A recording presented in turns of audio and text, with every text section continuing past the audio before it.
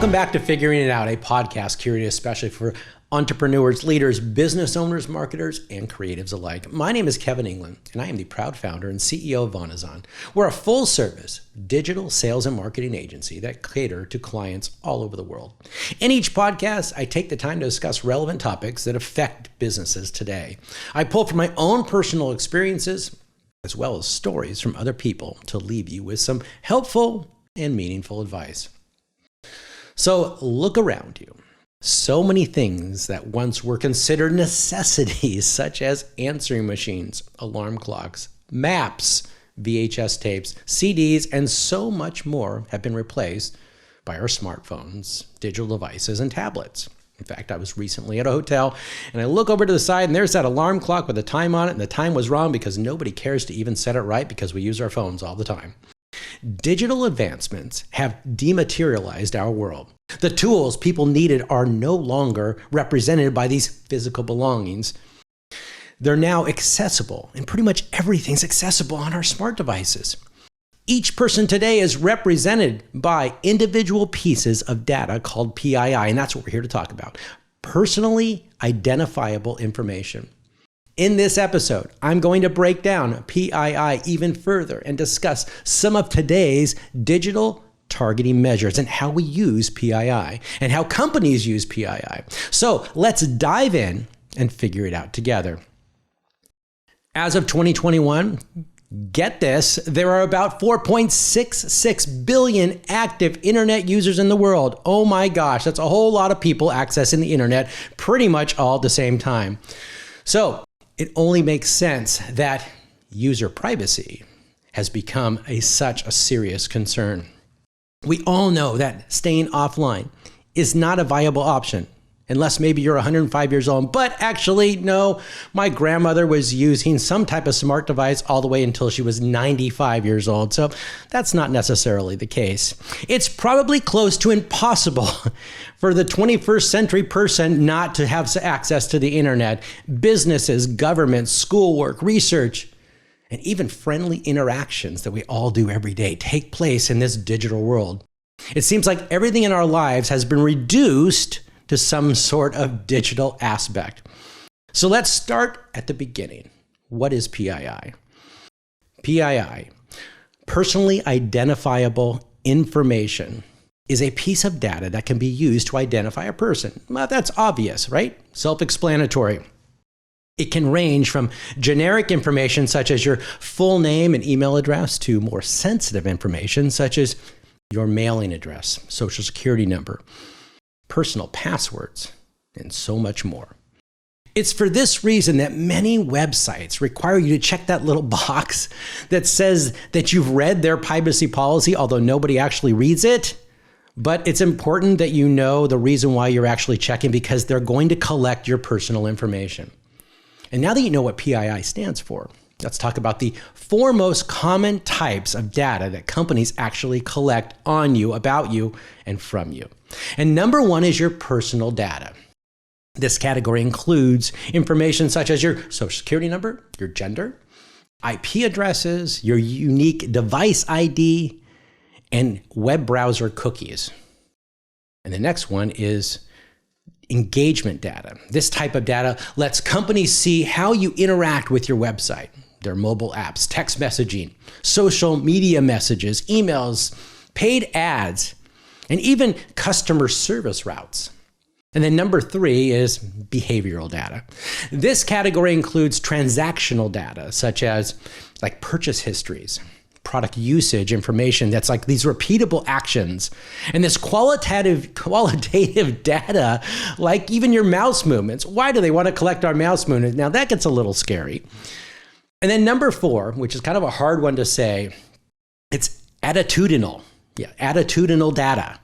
This category includes metrics on consumer satisfaction, purchase criteria, so and more about what you're interested in.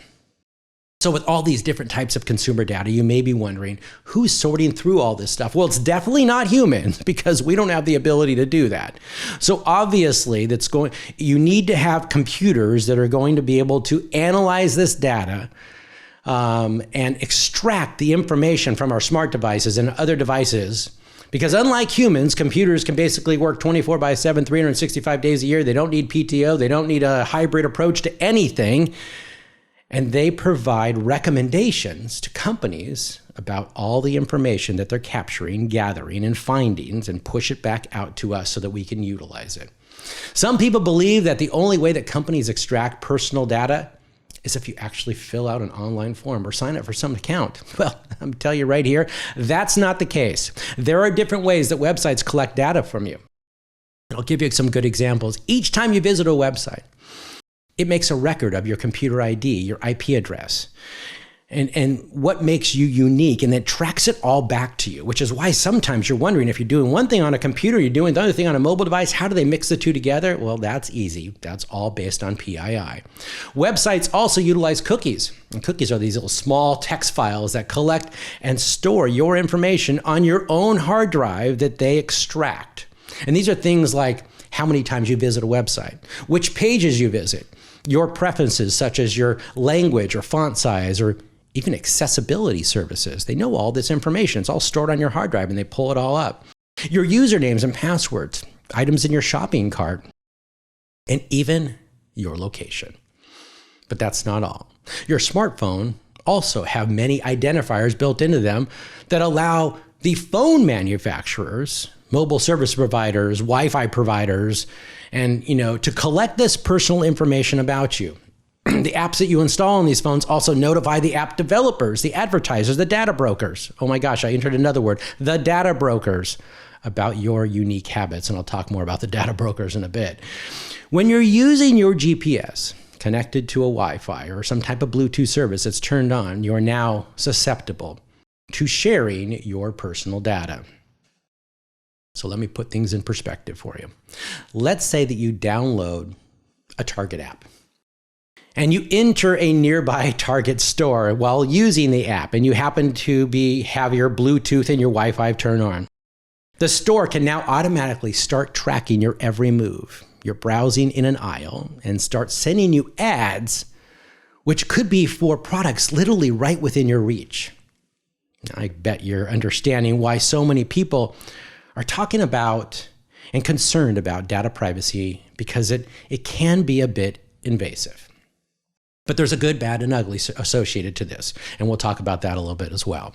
Now that you have a better idea about how your information is being collected, you may be wondering about how your information is actually being used. So here are a number of ways that companies are utilizing your personal data.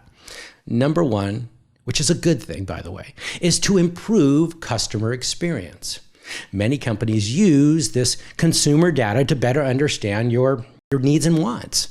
Your browsing habits and other personal information, such as your location, can give companies a better idea of what you're looking for and how to better serve you, more compelling ways to reach out to you.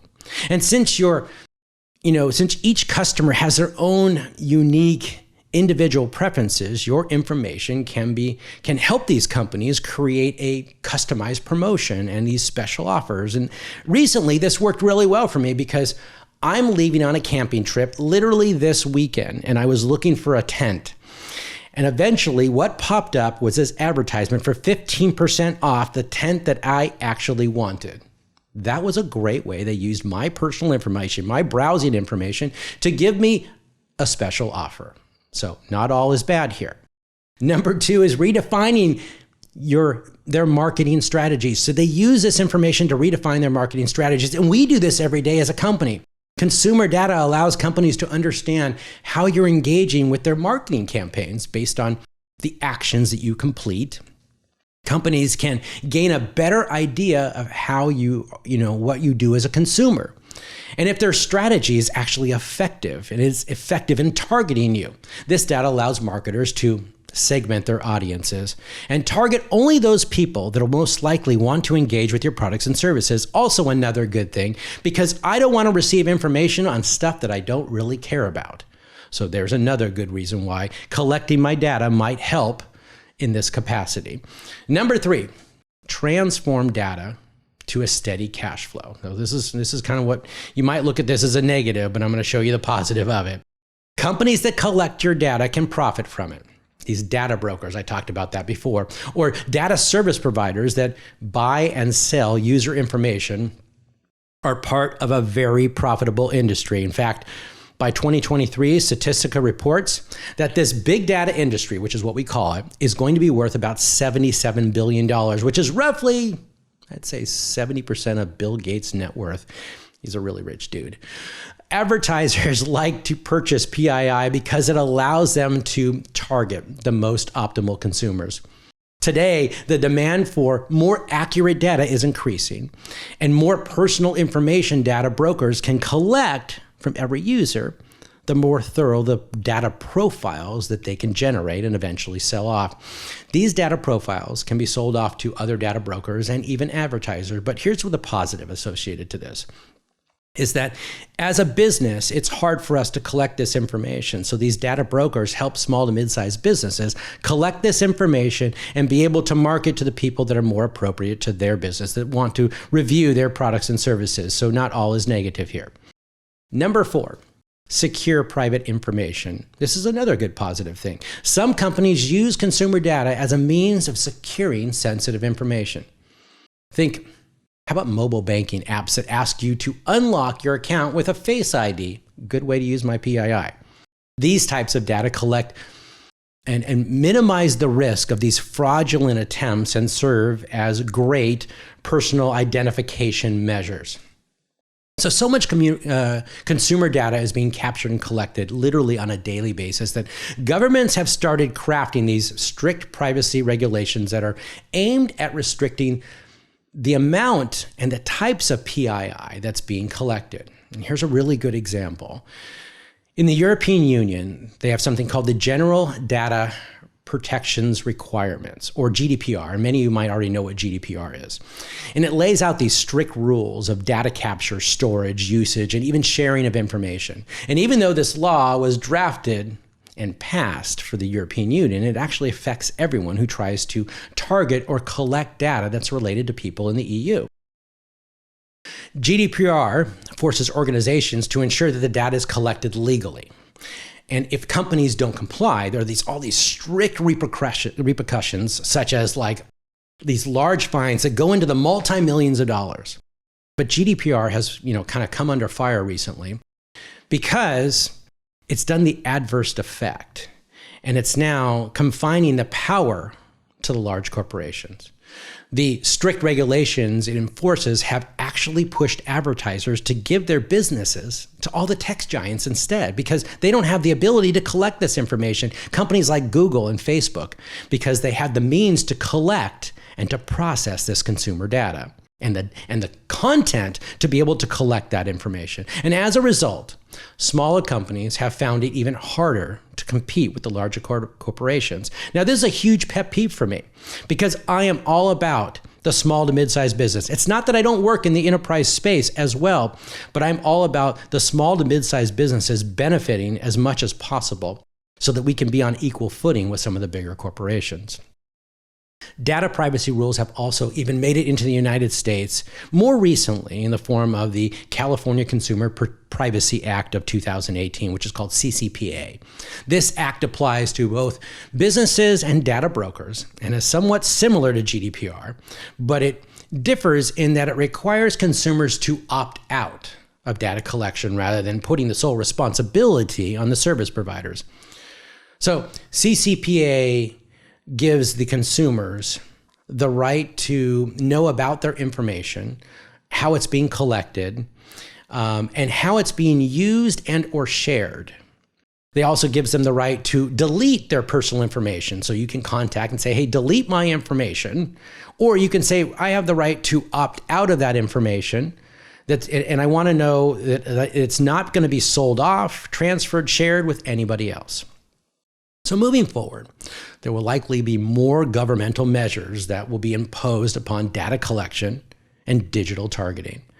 But data collection is essential for businesses who want to remain competitive well into the future and our future. And failing to do this will really hinder our long-term success. So we need to find this hybrid approach, this balance between the two. And as advancements in technologies become more innovative and we progress further and further into this digitally sophisticated era, more and more companies will have to figure out different ways to capture, collect, and utilize our personal information.